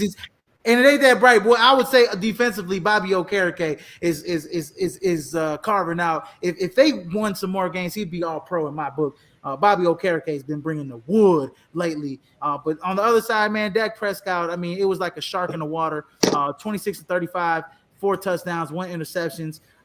They did it on the ground. Rico Dow with a touchdown, 12 carries, 79 yards. Tony Pollard, 15 carries, 55 yards. They ran for 168 yards total as a team, 3 touchdowns on the ground. Brandon Cooks, we got a Brandon Cooks side here. 9 catches, 173 yards, and a tutty. And CeeDee Lamb continues his world tour of dominance here in the NFL. 11 catches, 151 yards, a touchdown. Michael Gallup, 2 catches, 70 yards, and a touchdown. Jake Ferguson, 4 catches, 26 yards, and a touchdown. I feel like Oprah. I'm giving touchdowns out to everybody for the Dallas Cowboys. I'll start with you, Christian. Go ahead. First, again, second straight week in a row. This is when you know you're a whole damn trash bag. Damn. When the network is taking your ass off the game, off the channel. I wish they would do that for us nationally. Wish they would do that for us nationally. Man, look. So yeah, there's that. But nah, CeeDee Lamb needs to be a little humble because he said he's the top receiver in the league right now. Okay, he did this against the Giants. The Giants ain't a good football team. The elite receivers do it against every team they line up against. You know, because in that game against San Francisco, can I get it again, TJ? Wow. In that game against San Francisco, he only had 42 yards. I'm just saying. But he did have a good game against the Philadelphia Eagles, though. Oh, let him preach. Let him preach. Did they win? Thank you, brother. Did they win? No, they didn't win. Nah, they didn't win. Okay, that's all that matters at the end of the day. Look, Dallas did what they were supposed to do. Plain and simple. The Giants are one big old thing up a sleeve. Plain and simple. TJ, go ahead, Deacon. Oh, I'm going to hell. Okay. Hey, you said it, not me. hey, it's gonna be a party. I'll wait for y'all. Anyway, my man. So like again, I was driving home from Michigan yesterday. First off, Michigan's campus is just it's just beautiful. I was just so unfortunate that the one time I can go to the University of Michigan, the football team is away at Happy Valley. I'm like, God damn it, I need to go back for a game. It was like, that's beautiful. But I drive home. That's a great experience. You know, my brother went to Michigan. It's a good experience, bro. You got to do it. I went when Penn State went there one year. But anyways, go ahead. I drive home, and you know that adrenaline start to wear off, and because like you start to settle down because you're back in your home, you're back in your own bed, you start to relax. You done took a shower and ate you some food. And you know the 12 o'clock games, they getting ready to end. So I caught the end of Green Bay, Pittsburgh. And I caught the end of Minnesota, New Orleans, and I'm like, oh, what's the 3:30 game? And it's like, oh, our game of the week, the Giants take on. I'm like, oh, I can go to sleep. God damn. And I was awake for like a good portion of the first quarter. Like I saw the goal line stand that the Giants had against the. I'm like, all right, cool. We might get a little something. Like the Giants went all the way. I mean, the Cowboys drove all the way down. They get to like the 2-yard line and they stall. I'm like, all right, cool. All right, Giants, like show some pride. Yeah, go Big Blue. Yeah, do that there. And then they get the ball right there at the 2-yard line. And it's just like, oh, they finna get a safety, but they didn't. And not too long after that, I think after the first Cowboy touchdown, I fell asleep. And then I woke up periodically, checked the phone, the game's still on. That shit said 49-17. I'm like, I didn't miss anything. But I go on Twitter and I see a video of a Giants fan looking up at the scoreboard, and he's like, that's your play. Like, very clearly, he mouths, that's your play? That's your 4th and 3 play? And then you find out, oh, that's Tommy DeVito's dad. That was his dad going, that's your 4th, like that's your play? That's your 4th and 3 play? Like, clearly Brian Daboll was in effort mode because he challenged a catch earlier in the game, like the first play of the game. Like, it was a clear catch, and I don't know what he saw that made him think it wasn't a catch. But like Christian knows what I'm talking about. Like, it was like the first or second play of the game, and we see the challenge flag already. Mm-hmm. I'm like, Dayball is clearly in effort mode. He is clearly just waiting for this. He is just ready for this shit to be over with. I don't even know. Do they got a first round pick, Christian? Yeah, I think so. I think it's time. I know you just signed Daniel Jones this time. Yeah, It's time to go get one of them. It's time to go get one of them quarterbacks in the draft. Oh, absolutely. You can't do that though. Yes, you can. Yes, you can. Yes, you can. If Michael Penix is there, if Bo Nix is there, yes, you can. You can't do that. Because then what does that do? Like, what does that do for the 40 million? Like, what does that do for that guy? Again, so like, thank you for your services. You got paid. We tried it out. You are not finna eat. No, you're not. No, you're not gonna do that. You can be a backup. You could be a good mentor. Look, y'all, I live 10 minutes away from MetLife. I will dress up like a bum, and I'll easily take that 40 mil, and then I'll fly y'all both out. So I'm gonna get a private jet. You can't do that. I'm gonna fly you and TJ out. Okay. Yeah. All right. Here's the thing. I think y'all misconstruing what I'm saying. I'm not saying don't take a quarterback. I'm not saying don't do that. I'm just saying don't do it in the first round.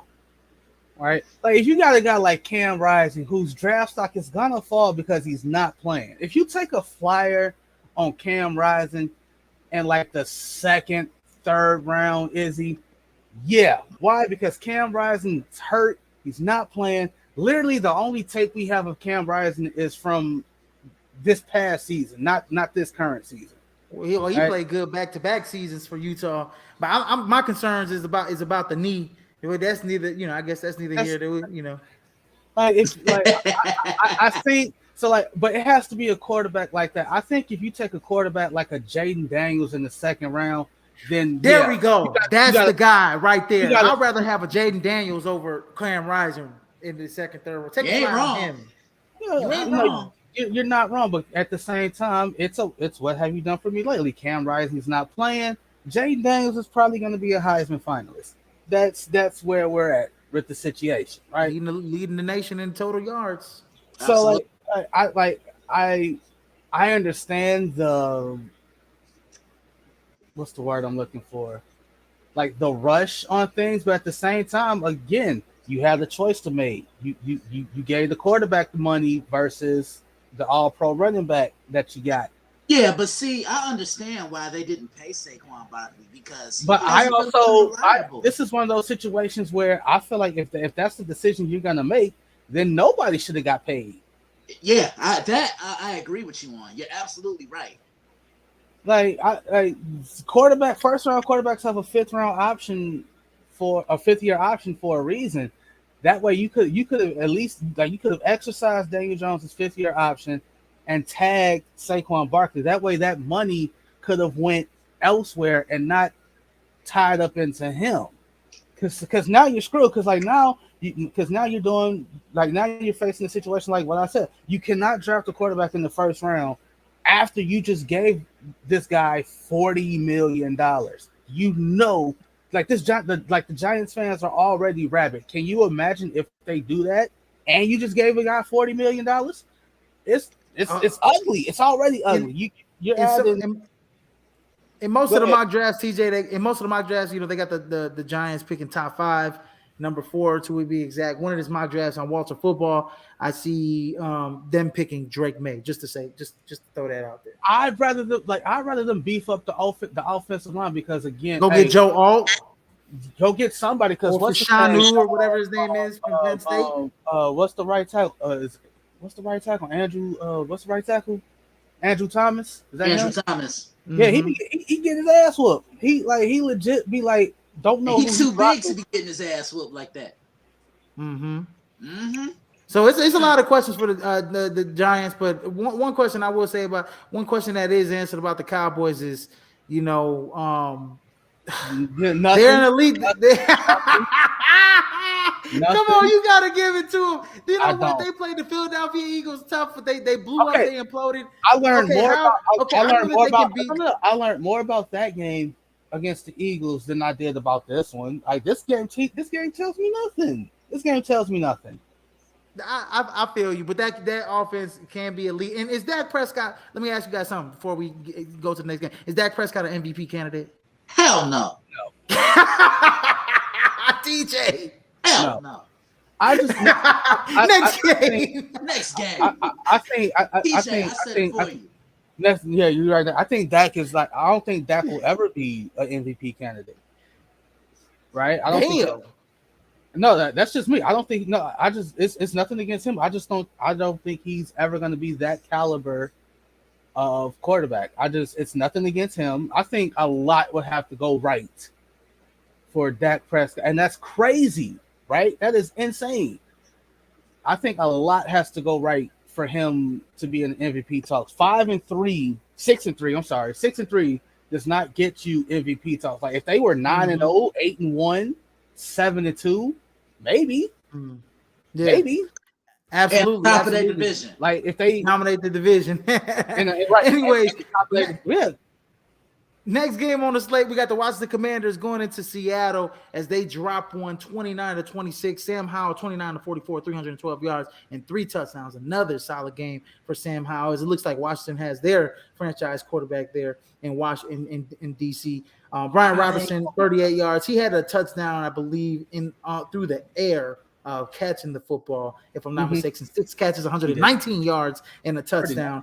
Antonio Gibson 5 catches, 42 yards and a touchdown. Diami Brown with a touchdown as well through the air. And then on the other side, for the Seattle Seahawks, Geno Smith with a pretty good game, a bounce back game, 31-47, 369 yards, 2 touchdowns.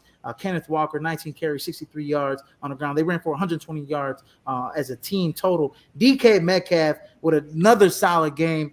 Back-to-back, 7 catches, 98 yards.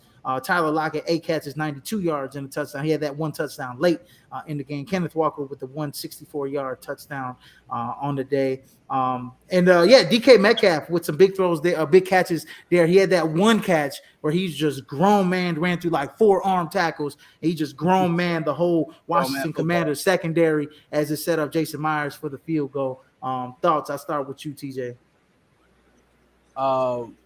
I'm not convinced Sam Howell is the franchise guy. Again, we see the one thing we see with new ownership and basically in any team sport is new ownership is aggressive. They're hungry and they want that ROI, return on investment. They want that pretty fast, right? They want it damn near almost immediately. And Sam Howell, I will give you this, Izzy. He playing his ass off. He is doing his best to show them that, hey, I'm the guy, this is my team, so on and so forth. Wouldn't surprise me at all if Washington went quarterback in the draft. Wouldn't surprise me not one iota. On the flip side, if you're Seattle, I don't want Geno Smith throwing the ball 47 times. Absolutely not. Yeah, that's way too much. That's way too much. Like 47-26. That's you threw the ball 21 more times than you ran the ball, and I'm like just not with that. And I understand that maybe the run game just wasn't going up. That's a lie. You averaged 4.6 as a team, so that means that you were able to run the ball. I like, again, you have a combination of Kenneth Walker and Zach Charbonnet. That's a nice 1-2 punch if you utilize it correctly. Right? And yeah, like I said, DK Metcalf, that's a grown ass man. All right, what you gonna do? Like, there's nobody on the commander in the commander DB room that go shut down DK Metcalf. Not happen. Like I said this when I think it was me, you, Christian, and David, when we talked about the Commanders and the trial by fire that rookie cornerback Emmanuel Forbes is going through. Right. Like think about the receivers that this man has faced in his young career so far, right? Like you had 2 games against AJ Brown, DJ Moore, HL. You got benched against Chicago you got benched against Chicago that game. You saw DK Metcalf. I'm pretty sure you saw a little bit of Tyler Lockett this game. You've gone against Um, like you going against the Falcons receiver room, like you said, like they got talented receivers over there. You seen Stephon Diggs, you seen the Broncos receiving room, and you still got to go against Dallas twice. You still got to see the Dolphins. You still got to see the Rams, the Jets, and the 49ers. Dude is going to have, he is having, like, this is a rookie season from hell if I'm Emmanuel Forbes. PTSD. Like, God, like, severe. Like, this is Kwame Brown level PTSD. Oh, that's disrespectful. Like, bro, like this man, this kid you disrespectful. This, like, no, because like think about it, bro. Like you are, like, I don't know who you facing next year, but hey, and for at least the next 4 or 5 years, you're seeing CeeDee Lamb and AJ Brown twice, and Devontae, and and Devontae Smith twice. Yeah. So for the Washington Redskins, I mean, god damn, I'm so sorry, y'all. For the Washington Commanders, they might as well. Come on, man. So anyways, Walter Football, my draft site, they actually have them picking an offensive lineman, J.C. Latham out of Alabama, offensive tackle, which makes sense because which I don't mind. Makes sense. I don't mind that. It might be different because they you're assuming that they're probably going to pick in the mid-first round. All the really good franchise QBs are going to be gone. But I will say this: Sam Howell. I mean, he's got 17 touchdowns, 9 interceptions. He's already thrown for 2,700 yards. He's probably on pace for at least over 4,000 yards, close to 4,500 yards. Over 20 something, over maybe 25 touchdowns through the air. I'd say that is pretty damn good. And he was projected. He was a fifth. They got him in the 5th round of 2022. Remember, he was projected to be the number 1 overall pick at some point in his career, and he came back to North Carolina. This is why I always say, me and Christian, hey, like Shedeur Sanders. Like, hey, if you got an opportunity, forget what your daddy say. If you got an opportunity to come out the draft and you're going to be a first-round pick, go ahead and do it. Because as you stay in college, all they're going to do is rip you to shreds. So I just think that Sam Howell is the poster boy for that. Also, with the Washington Commanders, I think they're right there, but they're right there, like kind of in the wild card race, 2 games behind. But they're not going to catch. They are not going to supersede Seattle, Dallas, or Minnesota. There's no way in hell. I don't think they're good enough to do that. Exactly. And that's my thing, and that's the way I'll end it. But if they are going to, and this is a good microcosm, right? You went against a good Seattle team, one of the teams that you're probably fighting against to make the wild card, and you lost by 3. You lost a close game. It's a young defense. You just got rid of your 2 stalwarts on your defensive line. You're still offensive line, new ownership. Like TJ said, you don't know what's going to happen. So, hey, Washington, could be in line for a quarterback. Who knows? We'll see by draft time. Next game that we have on the slate, we got the New York Jets going into Las Vegas and facing the Raiders. As this one was, it was a low-scoring game, just like we all thought, losing 16-12 against the Raiders. Zach Wilson, 23 of 39, 263 yards, 1 touchdown. Aiden O'Connell, 16-27, 153 yards, 1 touchdown, 1 interception.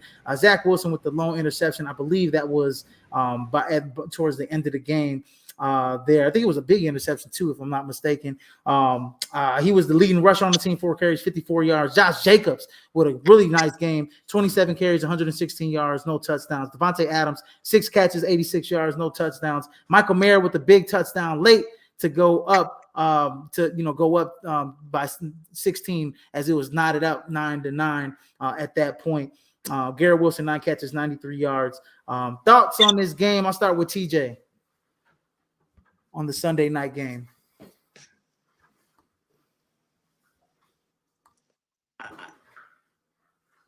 Damn, did we lose him? Hopefully we didn't lose him. Hopefully we didn't lose him. Who? Oh, TJ. Yeah, he probably. Yeah, I think he'll come back in. He'll come back in. Yeah, but the Jets just struggled to do much of anything offensively. You just see a different work ethic now with with the Raiders under Antonio Pierce. You know, they got rid of the toxicity that was Josh McDaniels, and you just see a group that wants to play for Antonio Pierce. You didn't see this urgency or this intensity with Josh McDaniels. It almost reminds me of when they fired John Gruden, and look at how well they were playing for Rich Bisaccia. Yeah, absolutely. I mean, this defense was already playing pretty well, in the last, month and a half or so. But I mean, now with Antonio Pierce under being under having the reins, I think that this team has galvanized itself, especially the last 2 weeks under turmoil, and then no franchise in the last 3 years, 4 years has gone under more turmoil in the NFL than the Las Vegas Raiders. Absolutely. You're going from the John Gruden stuff, with the emails to the Henry Ruggs stuff, this into firing Josh McDaniels mid-season, with all the stuff that was going on with Chandler Jones, releasing him and him going on social media and kind of having a breakdown there as well. This team has picked itself up off the canvas in a way. But when I look at it, man, they're 5-5. They're playing great defense. I mean, they're right there in the thick of things for that last playoff slot, in the wild card. And I think if they continue to play good defense, run the football with Josh Jacobs, get Jimmy Garoppolo back healthy and going, I think this team could, possibly, fight for that, one of those 3 wild card spots in the AFC, because the defense has been playing hands down. They've been playing really damn good football the last month. Yeah, definitely. And they're going to be a team to watch in this AFC playoff picture. Now this is around the time when a playoff picture where it begins to form itself, and we see these teams in all these scenarios. This is usually around the time when it starts. Now, let me ask you this, Izzy. If you're Aaron Rodgers, or if you're the Jets, would you allow Aaron Rodgers to come back? No, not this season. I mean, it takes honestly, to really fully come back from an ACL, from Achilles rupture. It takes about a year to come back from the Achilles rupture. Welcome back, TJ. It takes a year to come back from the Achilles rupture. I had an Achilles rupture, but with modern medicine, I mean, with surgery and all of that stuff, you can come back, a little sooner than a year. But I think a year is the best time frame to be fully healthy. I think this Jets, if you rush Aaron Rodgers back, you possibly he can re-rupture that same foot. And so, I'd sit him out the whole year. And honestly, I know Robert Saleh's, the New York media is on his butt about starting Jack Wilson. You ain't gotta say that twice. Look, and whatnot, and he's giving these politically correct answers, but we all know what he really want to say. He really want to say, man, look, who the hell else you think I got that's gonna come out here, know the offense, and make us competitive, right? Like, who the hell else you think I got? So he's got to say, hey, Zach Wilson is, he's our guy. You know what I mean? But he wants to say, I mean, we know the kid isn't all that great. He's the NFL. I mean, it's not that he's all that great. He's just not. He's right now. He's just not ready to be fit as a efficient starting quarterback in the league. And I think that, but he's the only one. He's the only quarterback that gives us the best chance to win football games and keep us remain competitive in these football games. No, it's clear that this move is from up top. This is absolutely. This is Joe Douglas. This is him. This is like, because again, Zach Wilson, in all terms speaking, Zach Wilson, that's his baby. Like literal, that's his literal baby. Yeah, Robert Saleh. They asked, who was that? It was a New York guy. It was a New York media guy, and I forgot who the backup is for the Jets now, because it's not Mike White. And they asked, why won't you start him? Why won't you play him? And Robert Saleh was literally lost for words. He's all like, you got me. There's nothing I can say. Tim Boyle is the backup. He was the backup in Green Bay last season. Are you sure? Is it like I'm pretty? Oh, Nah, yeah, it's Tim Boyle's the second. He's the second. He's the second on the depth chart. He was Rogers' backup I know who for he is. before Love. Yeah. Mm-hmm. It's just like they just it is what it's a mess what they got going on. And Christian, to answer your question, would I, if I was them, would I bring back Aaron Rodgers? And my honest answer, I don't know. Nah, man, I I really don't. wouldn't.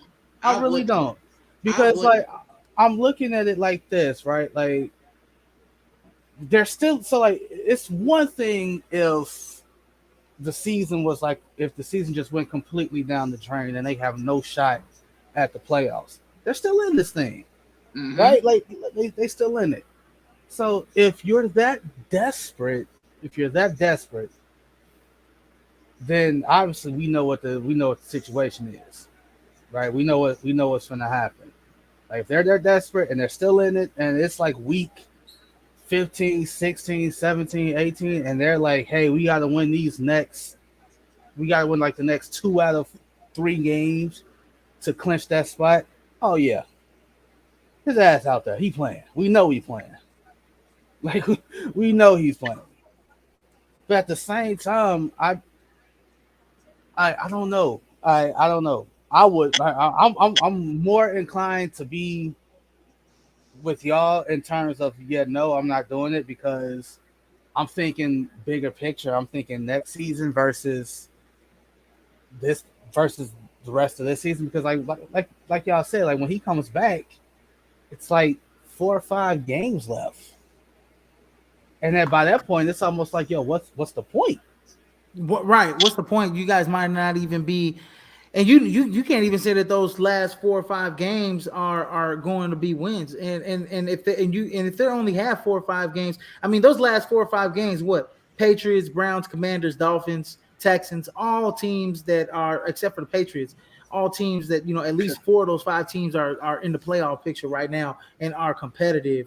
And so, you don't even know if you'll be able to win half of those games, and you don't even know what you're looking like. You got to face the Bills next. You got to face the Dolphins. You got to face the Falcons, who I'm not scared of. But I mean, at least the next 2 games. I mean, you're 4-7 at that point. You're asking almost a 40-year-old Aaron Rodgers to win, 5 games, 4 to 5 games to end the season to possibly get you into the wild card spot. I don't know if it's happening, and this will be the shortest time frame. Godly, even shorter than Cam Akers coming back from a ruptured Achilles. Come on. That I mean, you are not 100% healthy. One wrong move, one wrong turn. I mean, people literally, let me tell you something. People literally recover for a whole year. They step off the curb wrong. They step off a step wrong and they re-rupture that Achilles. And I'm talking about just normal people, right? So let me ask you about an athlete that's got 300-pound lineman coming fast at him, and he's got to cut with a shoddy offensive line at best. Absolutely, yeah, absolutely. Yeah, so I don't like Aaron Rodgers coming back. I think it's best for him to just sit it out, come back next year. Yeah. Yeah, and the Jets are slated to possibly. They still got their first round pick, I believe. They can go get an offensive lineman to kind of sew up that offensive line and kind of get better and plug in some holes that they have. So that's it. I forgot who I was listening to. I think it was Colin Cowherd. Matter of fact, it was him, and he likened the quarterback left tackle to basically final exams, and like a final exam in a midterm, right? So he's like, the left tackle is the midterm, the quarterback is the final exam, and Joe Douglas has failed both. Like Mekhi Becton, not a good left tackle, can't stay healthy, so you failed the midterm. And then you made the wrong choice at quarterback, so you failed the final exam. Mm-hmm. You can't sit here and tell me that if this Zach Wilson was better. I don't know what this is why the T-shirt contest. I'm sorry, the NFL Combine. All but needs to go away. You can't tell me nothing throwing in a T-shirt and shorts with no pressure. Can't tell What me I nothing. what I could tell you was when they got Zach Wilson, we all watched college football. I could tell you this: when he was at BYU, He was nice. I saw more erratic throws from a quarterback from more of a quarter from him than any other quarterback that was picked high in that draft. And I could have told you anybody that picked Zach Wilson, I could have said that he was not ready to come into the NFL. His wide receivers used to bail him out so many times at BYU. And I used to watch games and used to be like, you can't do that in the NFL. You can't do that in the NFL. You can't do that. How is this guy a first round pick? He's throwing across the field. He's throwing across his body. He's throwing in triple coverage. What is he doing? What is he doing? But he had the good measurables, the strong arm, the real big hands, the speed, the athleticism, Like and the you know what it moxie. was. Like But it's at not the even same that, bro. time, He not had the football IQ. it was scouting, like it was a pro day. It was BYU pro day, and he went viral for that one throw. We all know the throw I'm talking about. Christian know it, where he rolls out to his left and he just flings it 67 yards to the receiver downfield. It's just like up, and folks were hooked off that one throw. They're like, "Yeah, we got our guy." Like, no, you don't. Yeah, There's Jamarcus Russell was making 60-yard throws off two knees, off two knees. And he wasn't watching tape, so he wasn't watching tape. So man, you know what? But like I said, hey man, don't bring back Aaron Rodgers. And for the Raiders, hey, continue to do what you do. On the Raiders side, they're playing great defense the last month and a half. And I mean, yeah, we spent too much time talking about. Hey, if I'm the Raiders,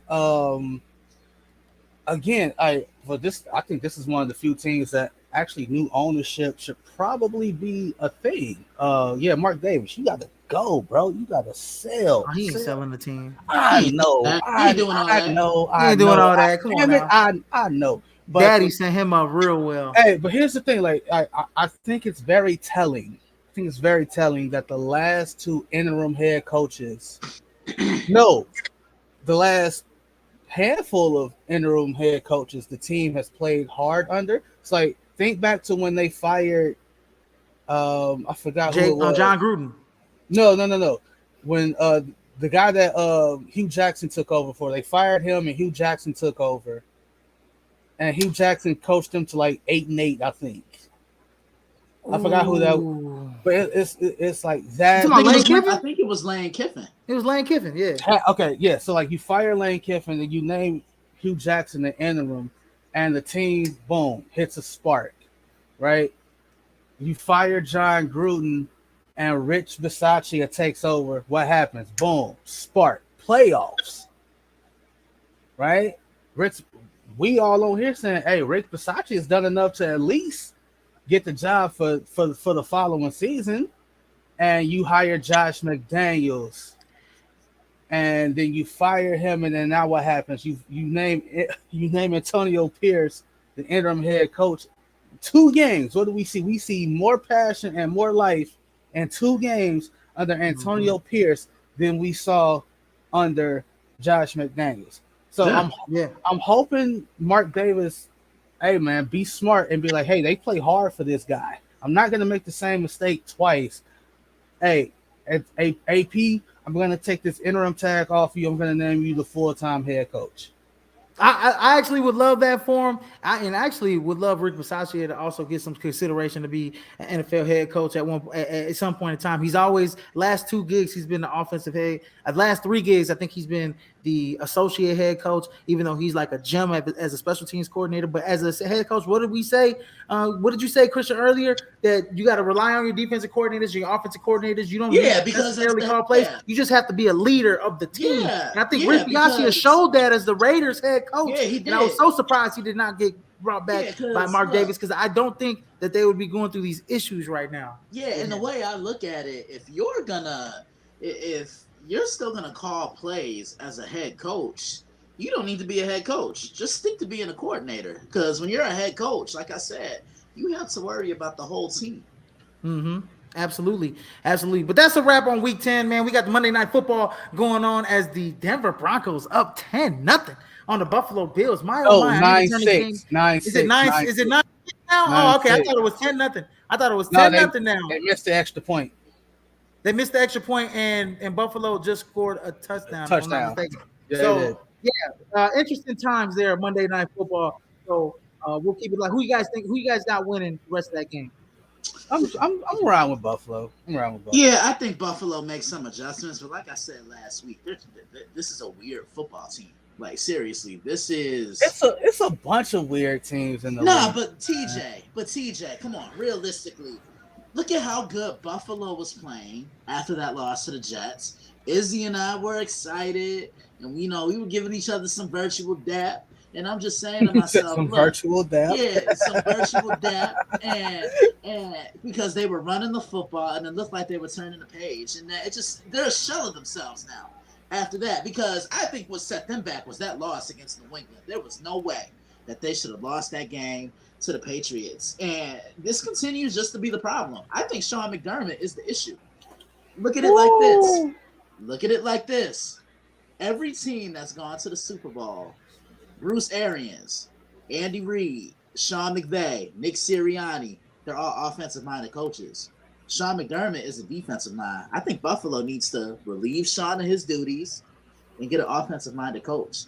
Man, that is crazy. But we'll come back tomorrow with the NFL with Week 11 preview and talk about Monday Night Football as we close the book here on Week 10 and start Week 11. But anyways, everybody, please like, share, and subscribe to the podcast here at Prime Sports World on Facebook, YouTube, and Twitch. In case you miss us, you guys are on all Facebook, on all podcast platforms where podcasts can be heard. And also catch Christian on the Daily Blitz.blog. Catch that episode of Monday Evening Quarterback here, and we will catch his shameless plugs in his articles tomorrow as he breaks down the NFL Week 11 season of this season. So you guys don't want to miss that hot content. But I'm your host, Israel Rivera. There goes my man TJ Hopkins, my main man Christian Simpson here, and everybody here. Hey, in case I missed you, good afternoon, good evening, and good night, ladies and gentlemen. As it's been a wrap here at the Prime, baby. And Izzy, you just threw it off the backboard for me to say my favorite thing. Holla at your boy. Holla at your boy, and we'll see you guys tomorrow. Peace out, TJ, Christian. Y'all have a good night. And I got the Denver Broncos with the upset tonight, baby.